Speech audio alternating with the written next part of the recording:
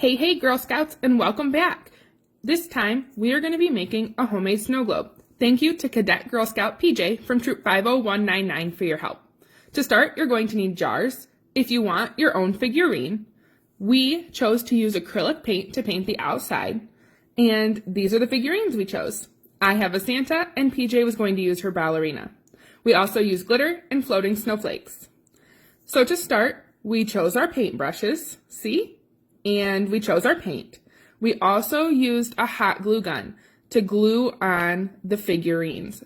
Please make sure you have an adult's permission to do all of this and an adult's help because the glue gun can be very hot and we don't want anyone to be burned.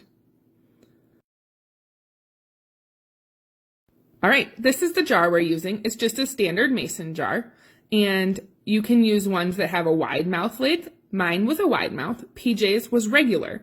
You can use whichever one you have at home. You can also recycle and reuse a grape jelly jar or an applesauce jar or whatever you might have in your fridge that's going empty.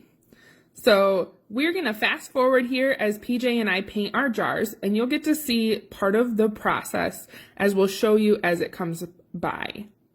As you can see, the hot glue gun did get in the way, so please make sure you put it in a safe spot so that you're not burning yourself or anyone else.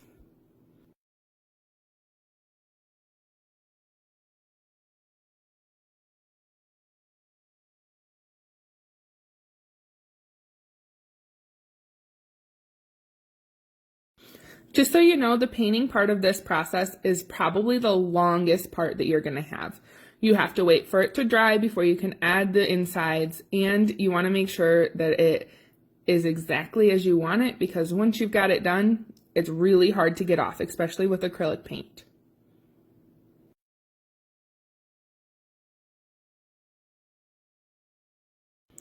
Be sure to be as expressive as you want with your bottles. You can do whatever you like. For PJ, she actually decided to paint the vegetables and fruits that are on the side of the jar as part of her design, and I have decided to do a snow winterland theme.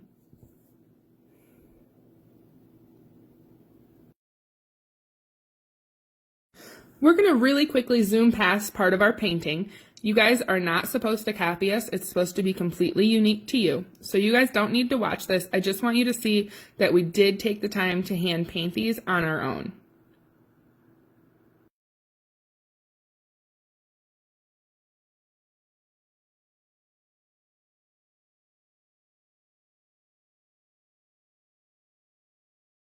All right, so here's my jar. It is painted and dried, and there is a Christmas movie in the background, so ignore that. I don't want you to be too distracted. As you can see, I'm checking. My paint is dry. It's not coming off. So now I'm going to move on to the next part, and you're going to need an adult's help if you are using a figurine.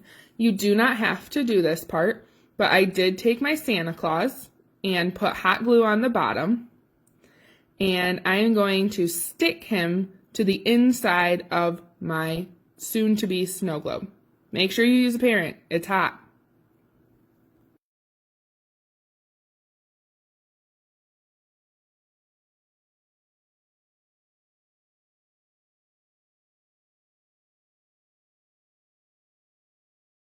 So as you can see, the bottom of my Santa is covered with hot glue, and hot glue dries very quickly, so you need to work fast.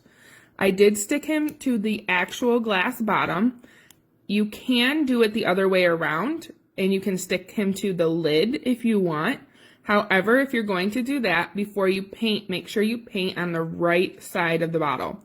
I accidentally messed up and did paint on the wrong side, so my trees would have been upside down. But as you can see, he's all glued in and not falling out. All right, looks pretty good.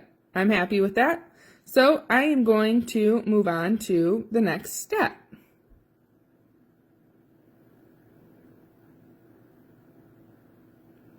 So I'm going to take this jar with my Santa and pre-painted, and I am going to open up some snowflakes that I got in the craft section.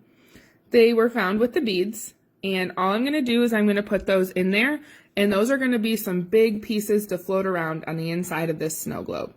You can use whatever you want. I just happened to choose snowflakes because it did go along with my winter wonderland theme. But if you're doing like unicorn theme, you could buy unicorn buttons or beads and throw those in there. Anything that you want. Totally up to you. All right. And once I've decided I have enough of my snowflakes in there, I did do various sizes. I'm going to start filling it. So this already has a lot of glitter because I chose to use silver glitter and water in it. And then I decided to use baby oil. However, I did learn that baby oil probably isn't the best one because my glitter did clump up. So I'm going to suggest that you either just use plain water or use glycerin out of the baking section. I tried to break it up here with a spoon and it didn't go very well for me, but you live and you learn. So we're always learning something new. I also learned that you should use cold water if you've hot glued a figurine. When I put hot water in there, it loosened up my Santa Claus glue and he did come loose. And it's really messy to pull these apart. So you're not going to want to do that. Then make sure you put your lid on. You want it to be tight, so ask an adult for help. As you can see, my glitter is kind of clumped at the top. That's okay though, it still was really pretty. And there you can see Santa is starting to come loose. So don't use warm water, use cold water. And Santa's spinning in my glitter cloud, but it's still pretty neat because it does look like a snowstorm is starting to form. And that's the end of my snow globe. And then we'll take a look at PJ's. She did do bright colors instead of Winter Wonderland, which is totally fine. And then when she did hers, because she filled hers after mine, we decided not to use the baby oil.